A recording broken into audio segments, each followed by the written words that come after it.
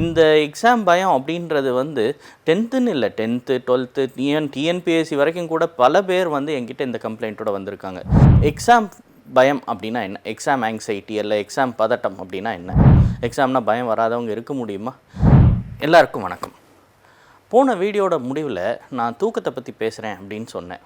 ஆனால் அன்றைக்கி அந்த வீடியோ ரெக்கார்டிங் முடிஞ்சது அன்றைக்கி ஒரு அம்மாவும் பொண்ணும் என்னை பார்க்க வந்திருந்தாங்க. அவங்களோட கம்ப்ளைண்ட் என்னென்னா, சார் இவர் நல்லா படிப்பா, ஆனால் இப்போ எக்ஸாம் நெருங்குது, 10th படிக்கிறா, எக்ஸாம் நெருங்குது, ஆனால் எதுவுமே படிக்க மாட்டேங்கிறா, ஏன்னா உட்காந்து அழுதுகிட்டே இருக்கா, என்னன்னே தெரியல அப்படின்னா.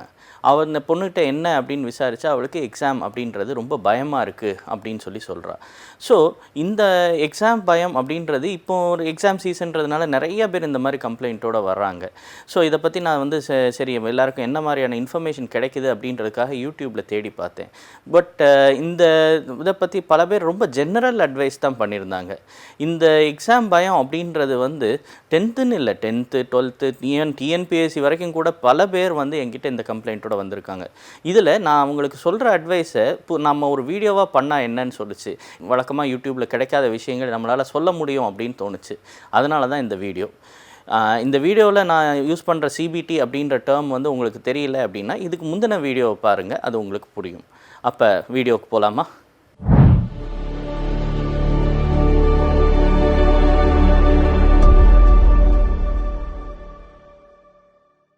எக்ஸாம் பயம் அப்படின்னா என்ன? எக்ஸாம் ஆங்ஸைட்டி இல்லை எக்ஸாம் பதட்டம் அப்படின்னா என்ன? எக்ஸாம்னாலே பதட்டம் தான் நம்மளை பல பேர் உணர்வோம். எக்ஸாம்னா பயம் வராதவங்க இருக்க முடியுமா? ஆனால் சிலருக்கு வந்து இது ரொம்பவே அதிகமாக இருக்கும். பொதுவாக டிப்பிக்கலாக அதை கூட்டிகிட்டு வரவங்க எப்படி சொல்லுவாங்கன்னா, சார் இவன் ரொம்ப நல்லா கிளாஸில் படிக்கிறான், ரொம்ப நல்லா கவனிக்கிறான், வீட்டில் இருந்தால் எல்லா ஹோம்ஒர்க்கும் சொல்லிடுறான், எல்லாம் பண்ணிடுறான், நல்ல டாப்பராக நல்ல இந்த எக்ஸாம் எல்லாம் பண்ணுறான். ஆனால் எக்ஸாம்னு வரும்போது பாதி விஷயத்தை விட்டுட்டு வந்துடுறான், எதுவுமே சரியாக செய்ய மாட்டேங்கிறான் அப்படின்னு சொல்லுவாங்க. இப்படி சொல்லப்பட பல பேருக்கு வந்து இந்த கம்ப்ளைண்ட் தான் இருக்குது. ஸோ இந்த மாதிரி எக்ஸாம் பதட்டம் வரும்போது அவங்களுக்கு எப்படி இருக்கும்? மற்ற நேரத்துலலாம் நல்லா அமைதியாக இருப்பாங்க, நல்லா சந்தோஷமாக ஃப்ரீயாக இருப்பாங்க. ஆனால் எக்ஸாம்னு வந்தாலே வந்து ரொம்ப படபடப்பாக ஆரம்பிச்சிருவாங்க, பயப்பட ஆரம்பிப்பாங்க. அவங்களுக்கு வந்து இந்த மாதிரி சமயத்தில் அவங்களுடைய இதை வந்து பல சமயம் இந்த மாதிரி பதட்டம் வருது அப்படின்றதே வந்து அவங்க உணர மாட்டாங்க. ஆனால் அவங்க செய்கையை வந்து நம்ம கவனித்தோம்னா அதுவே நமக்கு அதை வந்து காட்சி கொடுத்துரும். பல சமயம் வந்து அவங்க வந்து படிக்கவே மாட்டாங்க, அவங்க வந்து வேறு ஏதாவது வேலையை பார்த்துக்கிட்டே இருப்பாங்க. இதுக்கு நான் கூட ஒரு உதாரணம் தாங்க. எனக்கு இந்த எம்டி ப்ரிப்பரேஷன் டைமில் எனக்கு இந்த எக்ஸாம் பயம்ன்றதை எப்படி இருக்குன்றதை ஃபஸ்ட் ஹேண்டாக நான் அப்போ தான் உணர்ந்தேன். அந்த சமயத்தில் நான் படித்த இடத்துல ஒரு பழைய கலைஞர் டிவி உண்டு. அதுலேயும் வந்து இந்த இங்கிலீஷ் சேனல், நியூஸ் சேனல் தான் வரும். அர்னாப் கோஸ்வாமியோட பேட்டி எல்லாத்தையும் வந்து அவ்வளோ சுவாரஸ்யமாக தெரியும் படிக்கிறத தவிர. புக்கை கையில் எடுக்கவே தோணாது. எடுத்தாலும் ஒரே விஷயத்தை ரொம்ப நேரம் படிச்சுக்கிட்டு இருப்போம். காலையிலேருந்து சாயந்தரம் வரைக்கும் படித்தா கூட 10 பக்கம் கூட படிச்சிருக்க மாட்டோம். எந்நேரமும் வந்து ஏதோ ஒன்று ரொம்ப இழுத்துக்கிட்டு போகிற மாதிரி இருக்கும். படித்ததெல்லாம் மறந்து போகிற மாதிரி இருக்கும். இந்த மாதிரி இருக்கிற இது இன்னும் எக்ஸாம் நெருங்க ரொம்ப ஜாஸ்தியாகும். எக்ஸ்ட்ரீம் கேசஸில் எக்ஸாமே அட்டன் பண்ண மாட்டோம் அப்படின்னு சொல்லி விட்டுட்டு போயிடுவாங்க. இந்த மாதிரி நடக்கிறதுக்கெல்லாம் என்ன காரணம்னு அப்போ எனக்கு புரியல, இப்போ புரியுது. எனக்கு புரிஞ்சதை உங்களுக்கு நான் சொல்கிறேன். ஸோ இந்த இதில் நம்ம கேட்க வேண்டிய கேள்வி, ஏன் வந்து இந்த மாதிரி எக்ஸாம் பதட்டம் வருது? இந்த மாதிரி எக்ஸாம் பதட்டம் ஏன் கொஞ்சம் பேருக்கு மட்டும்தான் வருது? இதுக்கு என்ன பண்ணலாம்? முதல்ல ஏன் வருது அப்படின்றத தெரிஞ்சுக்கிட்டோம்னா நமக்கு வந்து என்ன பண்ணலாம் அப்படின்றது தெரியும். பொதுவாக எக்ஸாம்னால் எப்படி இருக்கும்? எக்ஸாமில் கேள்வி கேட்பாங்க. கேள்வி கேட்டோன்னே நம்ம அப்ரோச் எப்படி இருக்கும் அப்படின்றது தான் வந்து மிக முக்கியமான விஷயம்.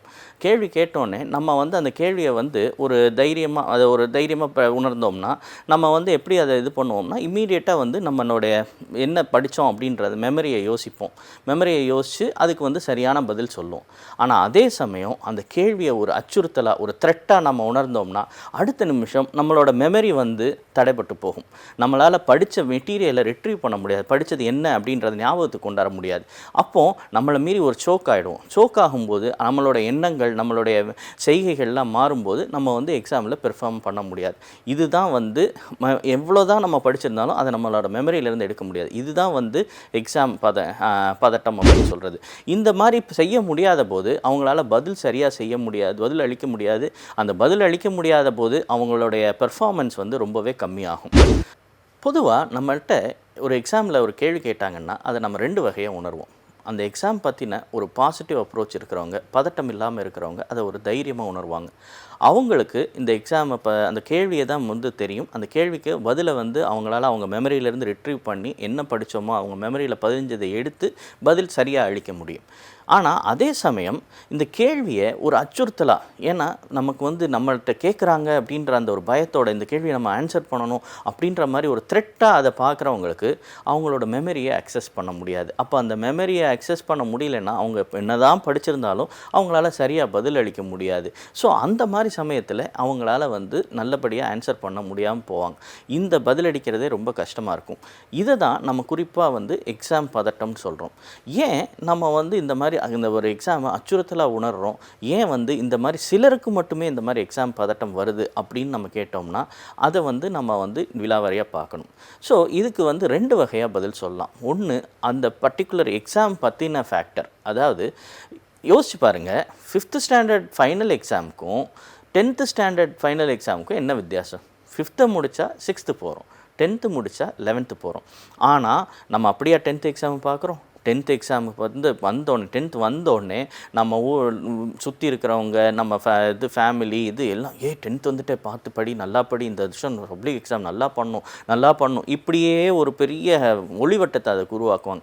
அது மட்டும் இல்லாமல் ஸ்கூலில் வந்து ஸ்பெஷல் கிளாஸ் வைப்பாங்க, ஈவினிங் டைம் எடுப்பாங்க, எல்லா பிடி பீரியடையும் கேன்சல் பண்ணுவாங்க. நீ இந்த எக்ஸாமை நல்லா பண்ணணும் இது ரொம்ப முக்கியம் அப்படின்ற மாதிரி நம்ம சமுதாயமே நமக்கு வந்து அதை சுற்றின ஒரு ஹேலோவை உருவாக்குது.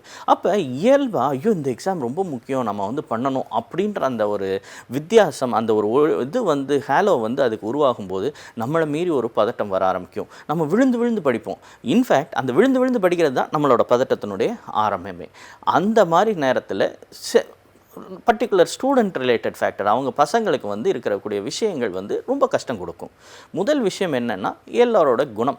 சிலருக்கு இயல்பாகவே வந்து பதட்டப்படுறவங்களா இருப்பாங்க. பதட்ட நோய் அப்படின்றது இல்லை, அவங்களோட இயல்பே பதட்டமாக இருக்கும். எந்த ஒரு விஷயம்னாலும் படபடன்னு ஆகிடுவாங்க, பயமாக இருக்கும், பதட்டமாக இருக்குன்ற மாதிரி இருப்பாங்க. அவங்களுக்கு எக்ஸாம் வந்துச்சுன்னா இன்னும் பதட்டம் ஜாஸ்தியாகும். ஸோ இந்த பதட்டம் குணாதிசயத்தில் இருக்கிறவங்களுக்கு வந்து மிக முக்கியமாக வந்து பதட்டம் பிரச்சனை, இது எக்ஸாம் பதட்டம் வரும். அடுத்த சில விஷயம் என்னென்னா முக்கியமானது வந்து அவங்களுக்கு வந்து எஸ்எல்டி, அதாவது கற்றல் குறைபாடு மாதிரி இருக்கும், லேர்னிங் டிசபிலிட்டின்னு. அந்த மாதிரி இருக்கிற பசங்களுக்கு என்ன தான் படித்தாலும் அவங்களால வந்து ரீப்ரொடியூஸ் பண்ண முடியாது. அவங்களுக்கு அந்த இதில் வந்து சில பிரச்சனைகள் இருக்கும். ஸோ அவங்களுக்கும் வந்து எக்ஸாம் படிக்கிறது அப்படின்றது ரொம்ப இதாக இருக்கும். அதே மாதிரி வந்து ADHD, attention deficit hyperactive டிசார்டர்னு சொல்லுவாங்க. துருன்னு இருப்பாங்க, அவங்களால கவனம் செலுத்த முடியாது, கவனக்குறைபாடோடு இருப்பாங்க. அந்த மாதிரி இருக்கிற பசங்களும் படிக்கிறதுல ரொம்ப கஷ்டப்படுவாங்க. இவங்கள்லாம் வந்து நம்ம வந்து அந்தந்த பிரச்சனைகளுக்கு தான் நம்ம வந்து ட்ரீட் பண்ணோம். ஆனால் இது இல்லாது பொதுவாகவே மற்ற இந்த பிரச்சனை எதுவும் இல்லாதவங்களும் வந்து பதட்டப்படுறாங்க. அவங்களுக்கு என்ன காரணம் அப்படின்னு பார்த்தோம்னா அவங்களோட ஆட்டிடியூட், அதாவது அவங்களோட அப்ரோச். அதில் மிக முக்கியமான விஷயம் என்னென்னா அவங்களோட செல்ஃப் இமேஜ். இந்த செல்ஃப் இமேஜ் அப்படின்னு சொல்கிறது 2 வகையாக இருக்கலாம். பாசிட்டிவ் செல்ஃப் இமேஜாகவும் இருக்கலாம், நெகட்டிவ் செல்ஃப் இமேஜாகவும் இருக்கலாம். நெகட்டிவ் செல்ஃப் இமேஜ்னால் என்ன? நான் எங்கே படிக்க போகிறேன், நான் என்னத்தை படித்து என்ன பண்ண போகிறேன் அப்படின்ற மாதிரியான விஷயங்கள். ஸோ இந்த மாதிரி எப்போவுமே தன்னை தாழ்த்திக்கிறவங்க, தாழ்வு மனப்பான்மையோடு இருக்கிறவங்களுக்கு வந்து எக்ஸாம்னு வந்துருச்சுன்னா ஐயோ இந்த எக்ஸாம் இவ்வளோ முக்கியமான எக்ஸாமாக, இது எப்படி நான் செய்வேன், என்ன பண்ணுவேன் அப்படின்ற மாதிரி ஒரு பதட்டம் வரதான் செய்யும். அவங்களுக்கும் எக்ஸாம் பதட்டம் வரும். ஆனால் இன்னொரு ஆப்போசிட் இது, அவங்க வந்து எப்படின்னா அவங்கள பற்றின செல்ஃப் இமேஜ் வந்து அவங்களுக்கு தான் வந்து ரொம்ப பாசிட்டிவாக தான் இருக்கும். நான் வந்து மோசம் இல்லைன்றதெல்லாம் இருக்கும். ஆனால் அவங்கள மீறி அவங்க பதட்டப்படுவாங்க. சார் பல சமயம் பேரண்ட்ஸ் வந்து என்கிட்ட கூட்டிகிட்டு வரும்போது சொல்லுவாங்க, சார் நாங்கள் இவனை ஒன்றுமே சொல்லலை, ஆனால் இவன் ரொம்ப டென்ஷன் ஆகிறான், இந்த மாதிரி நான் இந்த மார்க் வாங்க, இந்த கோர்ஸ் போ, இந்த இதை செய்ய அப்படின்லாம் நாங்கள் எதுவுமே சொல்லலை, ஆனால் அவன் வந்து இவ்வளோ டென்ஷன் ஆகிறான், ஏன் சார் அப்படின்னு கேட்பாங்க. அவங்கள பொறுத்த வரைக்கும் அவங்களுக்கு வந்து நம்ம பாசிட்டிவ் இமேஜ் இருக்கிறவங்களுக்கு ஆஹா நம்ம வந்து இவ்வளோ பெரிய படிக்கிறவன்னு சொல்லி எல்லாரும் நினச்சிருக்காங்க, நம்ம படித்தா தான் வந்து அவங்கள வந்து அவங்க நம்பிக்கையை காப்பாற்றுறோம், நம்ம படித்தா தான் வந்து நல்ல மார்க் எடுத்தால் தான் வந்து நம்ம வந்து அவங்கள்ட்ட நிஜமாகவே வந்து அவங்க மதிப்பை ப்ரூவ் பண்ணுறோம், நம்ம படித்தா தான் வந்து எல்லோரும் வந்து நம்மளை மதிப்பாங்க, படித்தா தான் வந்து நம்ம வந்து இல்லைன்னா வந்து நம்மளை வந்து எல்லோரும் ரொம்ப தவறாக நினச்சிருவாங்க, இந்த மாதிரி அவங்களுடைய இதை வந்து ஒர்த்தை ப்ரூவ் பண்ணணும் அப்படின்றத வந்து ஒரு பெரிய இதாக நினச்சிட்டு இருப்பாங்க. அதே மாதிரி மார்க்குன்றது வந்து அவங்கள பொறுத்த வரைக்கும் வந்து ரொம்ப ஹோலி இதாக தான் இருக்கும். இவ்வளோ மார்க் கண்டிப்பாக நான் எடுக்கணும், இதில் 200 அவுட் ஆஃப் 200 தான் எடுக்கணும், இதில் 199 எடுக்கக்கூடாதுன்னு. இந்த மாதிரி இருக்கிறவங்களுக்கு ஒரு சின்ன மிஸ்டேக் போகும், ஒரு சின்ன ஒரு குவார்ட்டர்லி எக்ஸாமில் கொஞ்சம் மார்க் குறைஞ்சிச்சுன்னா போதும், ஐயோ மார்க் குறைஞ்சிருச்சா, இதிலே எப்படி குறைஞ்சிருச்சுன்னா அடுத்தது எப்படி, அப்படின்ற மாதிரிலாம் யோசிக்க ஆரம்பிக்கும் போது இன்னும் பதட்டமாகும். ஸோ இந்த மாதிரி விஷயங்கள் எல்லாமே வந்து பதட்டத்துக்கு கான்ட்ரிபியூட் பண்ணும். இதெல்லாம் வந்து ஒவ்வொருத்தருக்கும் இண்டிவிஜுவல் விஷயங்கள். இது இல்லாத எல்லாருக்கும் பொதுவான ஒரு விஷயம் இருக்குது, ரொம்ப முக்கியமான விஷயம். அது என்ன அப்படின்னா படிக்கிற முறை குறைபாடுகள். பல சமயம் நம்ம எப்போ படிப்போம், எக்ஸாம் தேதி சொன்ன உடனே படிக்க ஆரம்பிக்கிறவங்க தான் ஜாஸ்தி. இவங்க யோசிச்சு பாருங்கள், 1 இயர் எக்ஸாம்ன்றது ஒரு 6 மாதமோ 1 வருஷமோ சொல்லி கொடுத்ததில் கேட்கப்படுற விஷயம். ஆனால் அதை 10-15 நாளில் படிக்கணும்னா முடியுமா? அப்போ என்ன பண்ணுவோம், ஏதாவது கைடு இல்லை பழைய கொஷின் பேப்பர் வச்சு படிக்க ஆரம்பிப்போம். இந்த விஷயமெல்லாம் நீட்டு, யூபிஎஸ்சி, டிஎன்பிஎஸ்சி இந்த மாதிரி காம்படிட்டிவ் எக்ஸாம்லலாம் சரிப்பட்டு வராது. ஈவன் ஸ்கூலில் நல்லா படிக்கிற பசங்க பல பேர் காலேஜ் வந்தோடனே அவங்களால படிக்க முடியல அப்படின்னு சொல்லி கஷ்டப்படுறது, எஸ்பெஷலி மெடிக்கல் காலேஜில் நான் பல பேரை பார்க்குறேன். அவங்களெல்லாத்துக்கும் வந்து காரணம் வந்து இதுதான், எப்படி நம்ம வந்து படிக்கணும், எப்போ ஆரம்பிக்கணும்னு தெரியாமல் இருப்பாங்க. சரி, முன்னாடியே படிக்கிறதுன்னு முடிவு பண்ணிட்டோம். அப்போ நம்ம என்ன பண்ணுவோம், பிளான் பண்ணுவோம். ஆனால் அந்த போக்கிரி காமெடி வடிவேலு மாதிரி முதல்ல நம்ம வந்து லொஜக் மஜக் பஜக்குன்ற மாதிரி ஃபிசிக்ஸ், கெமிஸ்ட்ரி, பயாலஜி இப்படி ஆரம்பிப்போம். அப்புறம் அப்படியே போக அது வந்து நம்ம வந்து ஃபிசிக்ஸ் படிக்கணும், பயாலஜி படிக்கணும், இது பண்ணணும், இது பண்ணணும். கடைசியில் என்ன ஆகும், ஒரு கட்டத்தில் வந்து டோட்டலாக எல்லாம் வந்து நம்மளை வந்து ஊற்றி வச்சுட்டு நெக்ஸ்ட் என்ன ரெஸ்ட்டு அப்படின்னு சொல்லி விட்டுட்டு போயிடுவோம். ஸோ இந்த மாதிரி தான் வந்து பல சமயம் வந்து நம்ம படிக்கிறதோட பிளானிங்கில் இருக்கிற தப்புனால நம்மளோட ப்ரிப்பரேஷன் டைம் முக்கால்வாசி நேரம் வேஸ்ட்டாக தான் இருக்க வழியே நம்மளால் சரியாக பெர்ஃபார்ம் பண்ண முடியாது. சரி, இப்படி ஒரு படிக்கணும்னு நினைக்கிறாங்க, அவங்க வந்து உட்கார்ந்துட்டாங்க.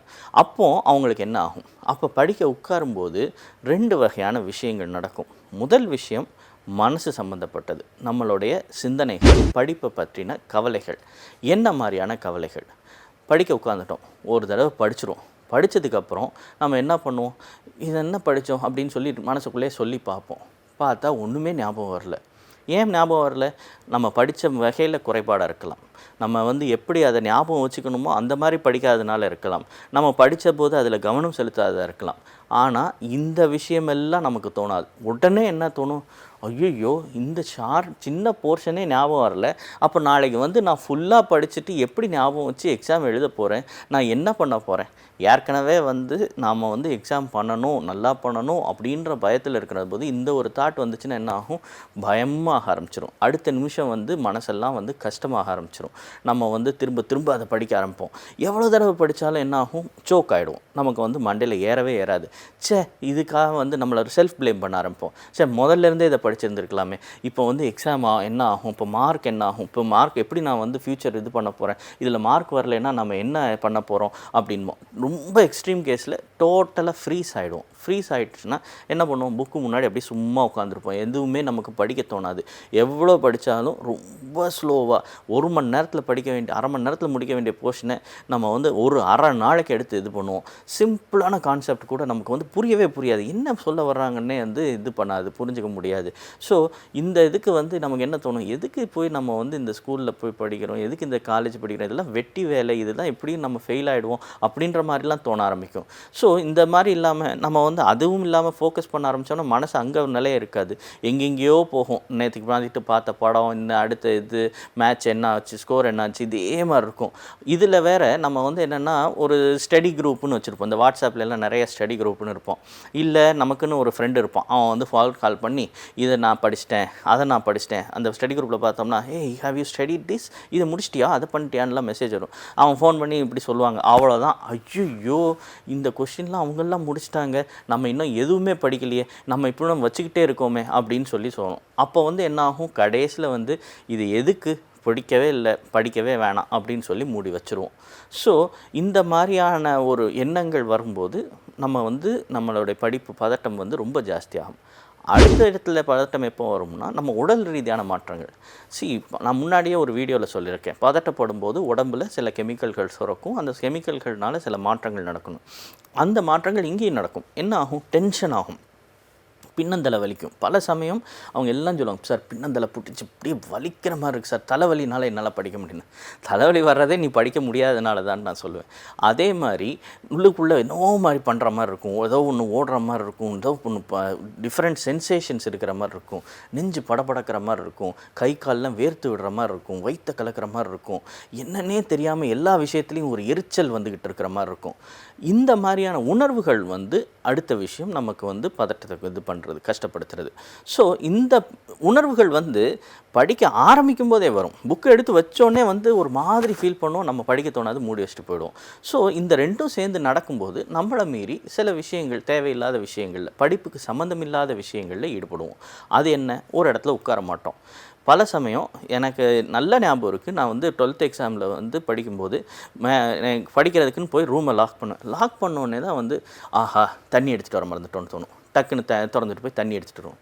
தண்ணி எடுத்துகிட்டு வந்தோடனே தான் ஐயோ இந்த புக்கு அந்த ரூமில் வச்சுருக்கோமே, அடுத்து அதுக்கு ஒரு தடவை. அப்புறம் இன்னொரு விஷயம், பேனா இல்லை, பென்சில் இல்லை, இந்த இதை விட்டுட்டோம். இப்படி நம்ம பண்ணி பண்ணி பண்ணி படிக்க உட்கார்றதுக்கே 45 நிமிஷம் ஆகும். ஆனால் அந்த 45 நிமிஷம் முடிவில் நான் படிக்க வேண்டியதுன்றது 15 நிமிஷம் தான் படிப்பேன். 1 ஹவர் படிக்கணும்னா அதில் 3/4 மணி நேரம் இதில் போகும். ஏன் இந்த மாதிரி என்ன தேவையில்லாத இதில் பல விஷயங்கள் நம்ம முதல்ல யோசிச்சு எடுத்து வச்சுருந்தா முடிஞ்சிருக்கக்கூடியது தான். ஆனால் ஏன் இந்த மாதிரி பண்ணுறோம்? இதே இன்னொன்று என்ன ஆகும், நம்ம அந்த நேரம் தான் வெளியே உட்காந்து எல்லாரும் பேசுகிறத வாயை பார்த்துக்கிட்டே இருப்போம். இது மாதிரி விஷயம், அந்த மாதிரி விஷயம். இன்னும் சொல்லப்போனால் ஏதாவது வெட்டி கதை பேசுகிறது, இதெல்லாம் ரொம்ப இன்ட்ரெஸ்டிங்காக தோணும். இப்போல்லாம் என்ன வாட்ஸ்அப் வந்துருச்சு, அது வேறு அடுத்தது. ஃபோன் எடுத்து வச்சுட்டு டக்குன்னு சேட் பண்ண ஆரம்பிச்சிடும், கடன்னு என்னதுன்னு. இல்லை அதை விட இருக்கிறதுலே ரொம்ப ரொம்ப இதான ஆப் இன்ஸ்டாகிராம். ஒன்றுமே பண்ண வேணாம், சும்மா இப்படி மேலே தள்ளிக்கிட்டே போகிறது, அதுலேயே டைம் போகும். ஒன்றுமே இல்லாமல் கடன்னு ஒரு 5 மினிட்ஸ் பிரேக் எடுத்துப்போம் அப்படின்னு ஆரம்பிப்போம், அதோட போகும். இந்த மாதிரி டென்ஷன் ஆகுது, ஒரு 5 மினிட்ஸ் பிரேக் எடுத்துக்கிறேன், ஸ்க்ரோல் பண்ண ஆரம்பிப்போம், வேலை முடிஞ்சு போகும். ஸோ இந்த மாதிரி சின்ன பல முக்கியமான விஷயம் கூட நமக்கு படுபயங்கர இன்ட்ரெஸ்டிங்காக தோணும். படிப்பை தள்ளி போட என்னென்ன செய்கிறோமோ அதெல்லாம் செய்வோம். இது ஏன் அப்படின்னா, இது பதட்டமாக படும்போது நம்மளோட நேச்சுரல் இன்ஸ்டிங்க்சுவல் ரெஸ்பான்ஸ், அதாவது உணர்வு, ஒரு ரிஃப்ளெக்ஸ் ரெஸ்பான்ஸ், நம்ம உள்ளுக்குள்ளே இருக்கிற உணர்வு ரீதியாக நம்ம பண்ணக்கூடியது, நம்ம இயல்பான எதிர்முறை ரெஸ்பான்ஸ் என்னென்னா அவாய்டன்ஸ். பதட்டம் கொடுக்குற விஷயத்தை தள்ளி வைக்கிறது. இது எல்லாமே அந்த அவாய்டன்ஸ் ரெஸ்பான்ஸ் தான். ஸோ இந்த மாதிரி படிச்சுட்டு இருந்தோம்னா கடைசியில் என்ன ஆகும், படித்தது பாதி தான் புரியும், அதுலேயும் மெமரியில் பதிகிறது ரொம்பவே கம்மியாக தான் புரியும். இந்த மாதிரி இருக்கிறவங்க எக்ஸாம் போகிறாங்க, அப்போ என்ன ஆகும், அங்கே தான் நிஜமான விஷயங்களே நடக்கும். எக்ஸாம் தேதி வந்துருச்சு, எக்ஸாமுக்கு யோசிச்சு பாருங்கள், காலையில் எந்திரிச்ச உடனே எப்படி இருக்கும்னு. அப்படியே ஹார்ட்லாம் படபடன்னு ஓவர் டைமில் அடிக்கிற மாதிரி இருக்கும், சாப்பிட தோணாது, வயிற்ற கலக்கிற மாதிரி இருக்கும், ஒரு மாதிரி இது பண்ணிவிட்டு பல பேர் எனக்கு தெரிஞ்சவங்களே மார்னிங் பிரேக்ஃபாஸ்ட்லாம் எடுக்க மாட்டாங்க, விட்டுட்டு கிளம்பிடுவாங்க. எனக்கு சாப்பிட்டா வாந்தி வந்துடும்ன்ட்டு. ஏன் வாந்தி வருது? பதட்டத்தினால தான் வாந்தி வருது. சரி, அந்த இது ஓகே, பதட்டத்தோடு கிளம்பி போகிறோம். அப்படியே கிளம்பி போனோம்னா அங்கே போய்ட்டு அப்போ தான் உட்காந்து நம்ம என்னென்ன கொஸ்டின் படித்தோம் படிக்கலை அப்படின்றத மெமரி பண்ணி பார்ப்போம். மெமரியில் வருமா? பதட்டம், ஏற்கனவே சொன்ன மாதிரி பதட்டத்தில் எந்த மெமரியும் வராது. ஐயோ என்னடா இது அப்படின்னு நம்ம இருக்கும்போது தான் அப்போ தான் நமக்குன்னு ஒரு ஃப்ரெண்டு வருவான், மச்சி வாட இந்த ஒரு இதை கம்பைன் ஸ்டடி பண்ணுவா, இந்த ஒரு கொஷின் மட்டும் நம்ம படிச்சிடும் வான்பான். அதுக்கு மட்டும் ஓகே சொன்னோம், தொலைஞ்சோம். அவன் இதை படிச்சுக்கோ, இதை பற்றியா, இந்த பாயிண்ட் ஞாபகம் வச்சுக்கோ, இந்த பாயிண்ட் ஞாபகம் வச்சுக்கோ, இந்த பாயிண்ட் ஞாபகம் வச்சுக்கோன்னு சொல்லிகிட்டே இருப்பான். நமக்கு என்னடா இது, இந்த பாயிண்டெல்லாம் நம்ம பார்த்ததே இல்லையே, ஞாபகமே இல்லையே, நம்ம இன்னும் பீக்கு உச்சத்துக்கு போயிடுவோம். பயந்து நடுங்கிட்டு நம்ம எக்ஸாம் ஹால்குள்ளே போவோம். எக்ஸாம் ஹால்குள்ளே போய் பேப்பர் கொடுக்குறாங்க, கொஷின் பேப்பர் கொடுக்குறாங்க. இப்போது நமக்கு சில முக்கியமான ஸ்கில்ஸ் தேவைப்படுது. இதுக்கு பேர் என்ன சொல்லுவாங்கன்னா டெஸ்ட் டேக்கிங் ஸ்கில்ஸ்னு. இது பேர் தான் வித்தியாசம், ஆனால் உங்களுக்கு தெரிஞ்ச ஸ்கில்லாக தான் இருக்கும். என்ன அப்படின்னா நான் ஒரு ஃபஸ்ட்டு தெரிஞ்ச கொஷின் எழுதணும், கொஷின் எழுதுனா அதை நல்ல கேப் விட்டு ஸ்பேஸ் விடணும், அதில் இம்பார்ட்டன்ட் பாயிண்ட்ஸ் ஹைலைட் பண்ணணும். அது இல்லாமல் நமக்கு தெரியும் இதில் எம்சிக்யூ டெஸ்ட்டாக இருந்துச்சுன்னா ஃபஸ்ட் ரவுண்டில் நல்லா தெரிஞ்ச கொஷினுக்கு நம்ம ஆன்சர் பண்ணணும், அடுத்த ரவுண்டில் கொஞ்சம் தெரிஞ்ச கொஷின் ஆன்சர் பண்ணணும். இந்த மாதிரி சில ஹைலைட்டிங் ஸ்கில்ஸ் டெஸ்ட் ஸ்கில்ஸ் இருக்குது. இந்த ஸ்கில்ஸ் இருக்கிறவங்க இவ்வளோ நேரம் பதட்டம் இருந்தால் கூட அந்த எக்ஸாம்னு வர்ற அந்த டயத்தில் அவங்க ஓரளவுக்கு செஞ்சுருவாங்க. ஆனால் இந்த ஸ்கில்ஸ் இல்லாதவங்க கொஷின் பேப்பரை கையில் வாங்கினோடனே first few minutes of the exam ரொம்ப ரொம்ப முக்கியம். அப்போது ஜென்ரலாக என்ன பண்ணுவாங்கன்னா 2 வகையாக பண்ணுவாங்க. ஒன்று, கொஷின்ஸை ஸ்கேன் பண்ணுவாங்க, அதில் ஏதாவது ஒரு கொஷின் அவங்களுக்கு தெரியாததாக இருந்தால் முடிஞ்சது கதை. என்ன ஆகும், ஐயோ இந்த டாப்பிக்கை நான் படிக்கவே இல்லையே, இந்த கொஷின் எனக்கு தெரியாதே, அவ்வளோதான், ஃப்ரீஸ் ஆகிடும். நமக்கு அந்த பதட்டம் நம்மளை மீறி நமக்குள்ளே ரெண்டு வகையான இது பண்ணும். ஒன்று, நமக்குள்ளே வந்து எண்ணங்கள் தோண ஆரம்பிச்சிடும். என்ன தோண ஆரம்பிச்சிடும்? ஐயோ, ஏற்கனவே சொன்ன மாதிரி தான், இந்த எக்ஸாம் என்ன ஆகுமோ ஏதாகுமோ, எப்படி இந்த கொஷின் ஆன்சர் பண்ண போகிறோம், என்ன பண்ண போகிறோம், இதே கவலை தான் ஓடும். இந்த ஒரு கொஷின் ஆன்சர் பண்ண முடியல அப்படின்றது வந்து நமக்கு தெரிஞ்ச மித்த 9 கொஷின் இருக்கலாம், 10 கொஷின் இருக்கலாம், 10ல் 9 கொஷின் தெரிஞ்சிருக்கலாம். ஆனால் அந்த 9லையும் பண்ண முடியாது. பண்ணும்போது நமக்கு வந்து பாயிண்ட்ஸே ஞாபகம் வராது. அந்த கொஷின் ஞாபகம் இல்லையே அப்படின்றது தான் நமக்கு வந்துக்கிட்டே இருக்கும். அந்த கொஷின் சரியாக ஆன்சர் பண்ணலையேன்னு. ஸோ அடுத்த இதில் என்ன ஆகும், எக்ஸாமுக்கு இது இல்லாத நம்ம சொன்ன மாதிரி ஏற்கனவே இருந்த மாதிரி படபடப்பு, பயம், பதட்டம் இதெல்லாம் வந்து வர ஆரம்பிச்சிடும். கை கால் நடுங்க ஆரம்பிச்சிடும். எழுதும்போதே கையெல்லாம் வந்து வேர்க்க ஆரம்பிச்சிடும். ஸோ இந்த மாதிரி வரும்போது நம்மளை மீறி நம்ம வந்து அகெயின் எக்ஸாம் ஹால்லே ஃப்ரீஸ் ஆக ஆரம்பிப்போம். ஸோ இதோட இன்னொரு இது என்ன ஆகும், நம்மளோட ஆன்சர்ஸ் மேலே நமக்கு கான்ஃபிடென்ஸ் போக ஆரம்பிச்சிடும். எஸ்பெஷலி காம்படிட்டிவ் எக்ஸாமில் இது ரொம்பவே முக்கியமாக இருக்கும். காம்படிட்டிவ் எக்ஸாமில் என்ன, நமக்கு எம்சிக்யூ கொடுத்துருப்பாங்க. நான் இப்போ காம்படிட்டிவ் எக்ஸாம்னா இது நீட்டு, யூபிஎஸ்சி, டிஎன்பிஎஸ்சி அந்த மாதிரி எம்சிக்யூ கொடுத்துருப்பாங்க. எம்சிக்யூவுக்கு நமக்கு வந்து ஆன்சர்னு முதல்ல போட்டுரும். பொதுவாக எம்சிக்யூவில் எப்படி இருக்கும், 4 ஸ்டெம் கொடுத்துருப்பாங்க, 4 சாய்ஸ் கொடுத்துருப்பாங்க. 4 சாய்ஸில் ஒன்று கண்டிப்பாக வந்து நல்லா தெரியும், அது ஆன்சரே கிடையாதுன்னு. இன்னொன்று ஓரளவுக்கு கான்ஃபிடென்ட்டாக சொல்லிட முடியும். 2ல் வந்து கொஞ்சம் எப்பவும் கன்ஃபியூஷன் இருக்கும். நம்ம என்ன பண்ணுவோம், ஃபஸ்ட் ரவுண்டு போடும்போது நம்ம அந்த கொஷின் படிச்சிருப்போம், அந்த டாபிக் தெரியும் நமக்கு, அதுக்கு ஃபஸ்ட்டில் கரெக்டாக போட்டுருவோம். ஆனால் முடிச்சுட்டு ரிவைஸ் பண்ணுற பேர் வழின்னு மறுபடியும் அந்த கொஷினை பார்த்து கரெக்டாக மார்க் பண்ணதில்லை, தப்பாக மார்க் பண்ணுவோம். ஏன் இப்படி பண்ணுறோம் அப்படின்னா, கான்ஃபிடென்ஸ் இல்லை, நமக்கு வந்து பதட்டம் ஜாஸ்தியாகுது. நம்ம ஒரு வேளை இதை தப்பாக படிச்சிட்டோமா, தப்பாக வச்சுருக்கோமா அப்படின்ற மாதிரி இருக்கும்.